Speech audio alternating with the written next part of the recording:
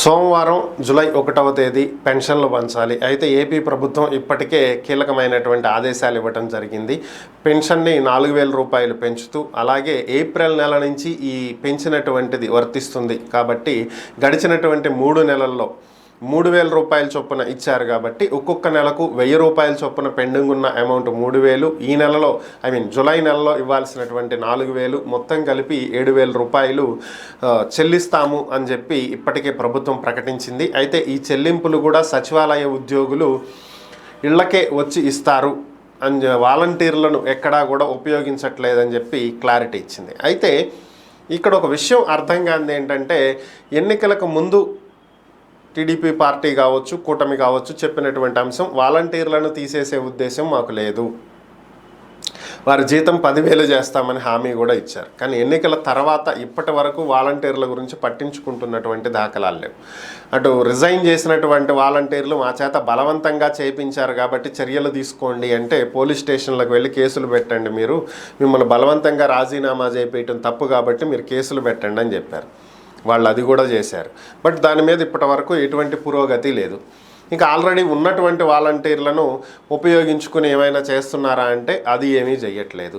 ఇప్పుడు రేపు 1వ తేదీన ఈ పెన్షన్లు పంచడానికి సచివాలయ ఉద్యోగులను నియమిస్తున్నామని చెప్పారు. ఈరోజు కొత్తగా వచ్చినటువంటి వార్తలు ఏంటి అంటే, సచివాలయ ఉద్యోగులతో పాటుగా అంగన్వాడీ టీచర్లు అలాగే ఆశా వర్కర్లు కూడా పెన్షన్ పంపిణీ కార్యక్రమంలో పాలు పంచుకోవాలి. సో దీనికి గల కారణాలు ఏంటి అనేది ఒకసారి పరిశీలించినట్లయితే, అంగన్వాడీ దగ్గర దాదాపుగా ఆ ఊరిలో ఎవరెవరు ఇంట్లో పెన్షన్లు వస్తాయి, ఎవరిళ్ళు ఏంటి అనేది ఒక క్లియర్ కట్గా ఒక డేటా ఉంటుంది. అలాగే ఆశా వర్కర్ల దగ్గర ఉంటుంది. అంటే సచివాలయాల దగ్గర డేటా ఉండదని కాదు నా ఉద్దేశం, సచివాలయాల దగ్గర డేటా ఉంటుంది. అయితే సచివాలయాల్లో పనిచేసే 10 మంది ఉద్యోగులకు ఆ ఊరిలో ఎవరింటికి పెన్షన్ వెళ్తుంది అనేది తెలియచ్చు, కానీ ఆ ఇల్లు ఎక్కడుంది అనేది ఎవరికీ తెలియదు. అది తెలిసేది ఆశా వర్కర్లకి, అంగన్వాడీ టీచర్లకు మాత్రమే తెలుస్తుంది. కాబట్టి ఇప్పుడు వాలంటీర్లకు అన్నిళ్ళు తెలుసుంటాయి. ఇప్పుడు సచివాలయ ఉద్యోగులు ప్రతి ఇంటికి తిరిగి పంచాలంటే ఇక్కడే ప్రాబ్లం క్రియేట్ అవుతుంది. ఈ ఇల్లు ఎక్కడని అందరిని అడుగుతూ వెళ్లాల్సి వస్తుంది. అందుకే ఇప్పుడు అంగన్వాడీ టీచర్లు, ఆశా వర్కర్ల హెల్ప్ అనేది వీళ్ళకి అటాచ్ చేసినట్లుగా అనుకుంటున్నాం. అయితే ఇక ఈ ఫార్ములా జూలై నెలలో కనుక సక్సెస్ అయితే దీన్నే ప్రతి నెలా కొనసాగిస్తూ వాలంటీర్ వ్యవస్థను పక్కన పెట్టేస్తారా అనేటువంటి అనుమానాలు రేకెత్తుతున్నాయి.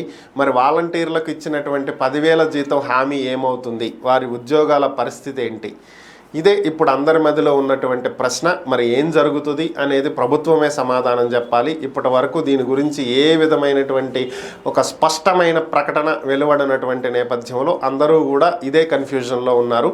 వాలంటీర్లకు దీని మీద ఒక స్పష్టత ఇస్తే ప్రభుత్వం బాగుంటుంది.